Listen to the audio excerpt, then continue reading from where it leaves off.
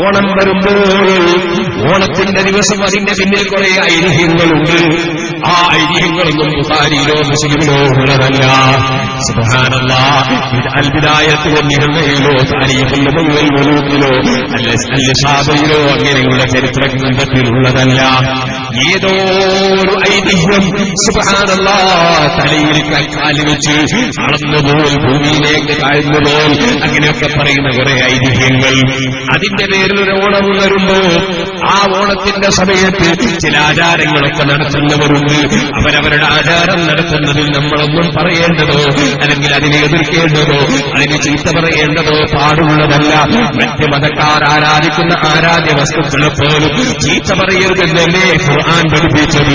അതുകൊണ്ട് തന്നെ ഓണത്തിന്റെ ദിവസം ഒരക്ഷരം മിണ്ടാതെ വലിയ താടിയും കോലവുമൊക്കെ ആക്കിയിട്ട് അതാ ഓണത്തിന്റെ ദിവസം ഇങ്ങനെ ടൗണിലൂടെ നടക്കുന്ന ചില ആളുകളുണ്ട്. അതൊരു മതത്തിന്റെ ആചാരമാണ്, നമ്മുടെ മതത്തിന്റെ ആചാരമല്ല. ഇവിടെ എന്തായാലും പറയാ, ഞങ്ങളാട്ട് ഓണപ്പട്ടെന്നാ പറയാം. ഓണപ്പട്ടെന്നോ ഓണപ്പട്ടെന്നോ എന്ന് എനിക്ക് മനസ്സിലായില്ല. അങ്ങനെയാണ് പറയുന്നത്. ഇവിടെ ഓണത്തിന്റെ മിണ്ടൂല, കുറെ സമയത്തേക്ക് മിണ്ടൂല. ആ തൊപ്പിയെടുത്ത് വെച്ചാലേ മിണ്ടുള്ളൂ. അങ്ങനത്തെ ഒരാളിങ്ങനെ ഇങ്ങനെ പോകുന്നതാണ്.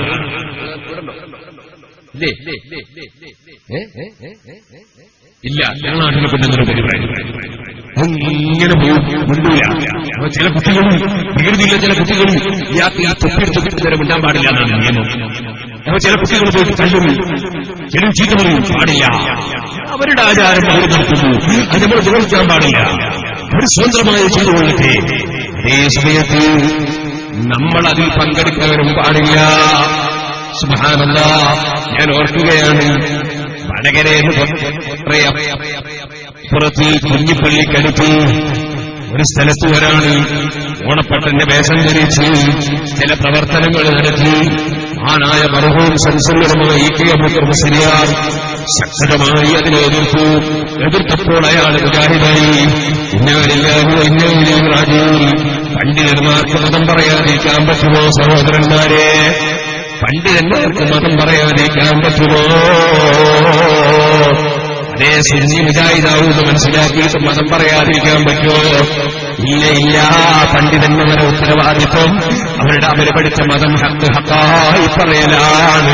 അത് നെഞ്ഞൂക്കോടെ പറയുന്ന പണ്ഡിതനാകണം. അവിടെ ഒന്നും ഭയപ്പെടേണ്ടതില്ല. അവനവന്റെ മതം പറയുന്നതിനകത്തും സ്വാതന്ത്ര്യമുണ്ട്. ഇരിക്കട്ടെ, മുസ്ലിമീങ്ങൾ അത്തരം പരിപാടിയിൽ പങ്കെടുക്കരുത്.